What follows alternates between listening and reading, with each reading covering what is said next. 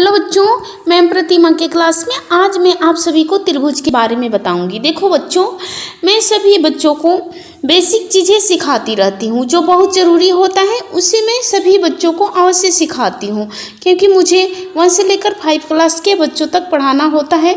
तो मैं 1 से 5 क्लास तक के बच्चों तक का ही बेसिक चीज़ें मैं सिखाती हूँ।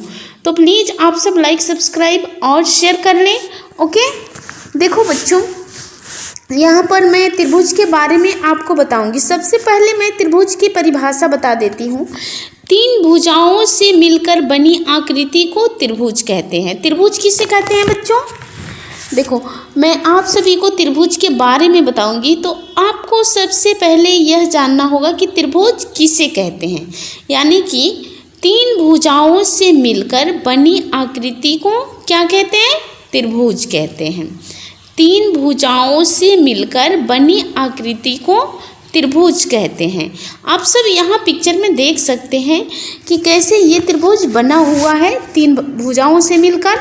ओके, अब त्रिभुज के प्रकार हम आप सभी को बता देते हैं कि त्रिभुज के कितने प्रकार होते हैं। ओके बच्चों, अब हम इसके आगे बढ़ते हैं त्रिभुज के प्रकार जानने के लिए। देखिए, भुजाओं के आधार पर त्रिभुज 3 प्रकार के होते हैं। कितने होते हैं? भुजाओं के आधार पर त्रिभुज 3 प्रकार के होते हैं। और वो कौन कौन से होते हैं मैं आप सभी को यहाँ पर बता रही हूँ। देखो बच्चों, सबसे पहले 1 में समबाहु त्रिभुज, और 2 में समद्विबाहु त्रिभुज, और 3 में विषमबाहु त्रिभुज। तो आप सभी ये भी जानना चाहते होंगे कि समद्विबाहु त्रिभुज, समबाहु त्रिभुज और विषमबाहु त्रिभुज किसे कहते हैं। तो मैं आप सभी को सबसे पहले बता रही हूँ समबाहु त्रिभुज किसे कहते हैं। ओके, समबाहु त्रिभुज किसे कहते हैं? जब किसी भी त्रिभुज के तीनों भुजा आपस में बराबर हों तो उसे समबाहु त्रिभुज कहते हैं। कैसे? देखो बच्चों, मैं आप सभी को यहाँ पर पिक्चर के माध्यम से भी समझा रही हूँ। जब किसी भी त्रिभुज के तीनों भुजा आपस में बराबर हो तो उसे क्या कहते हैं?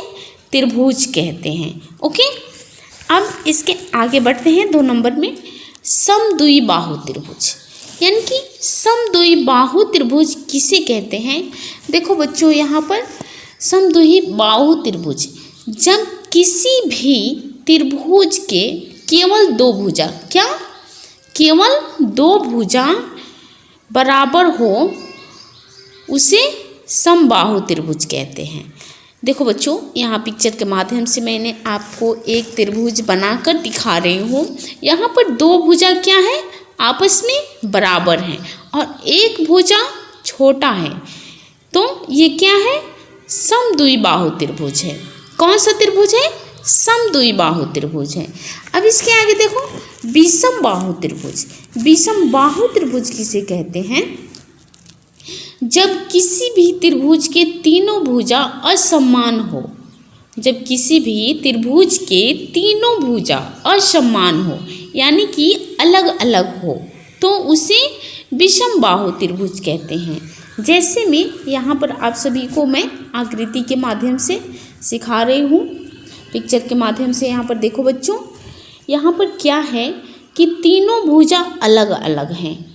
ओके, यहाँ पर तीनों भुजा अलग अलग हैं। कोई छोटा है, कोई बड़ा है, तो कोई उससे भी बड़ा है। तीनों भुजा अलग अलग हैं, तो इसे विषमबाहु त्रिभुज कहेंगे। ओके।